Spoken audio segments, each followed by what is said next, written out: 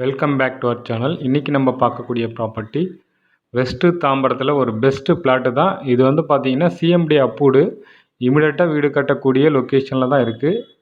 Just உங்களுக்கு walkable distance, நீங்கள் நடந்து போகிற தூரத்துலேயே வந்து பஸ் வந்து நீங்கள் போயிட்டுருக்கு.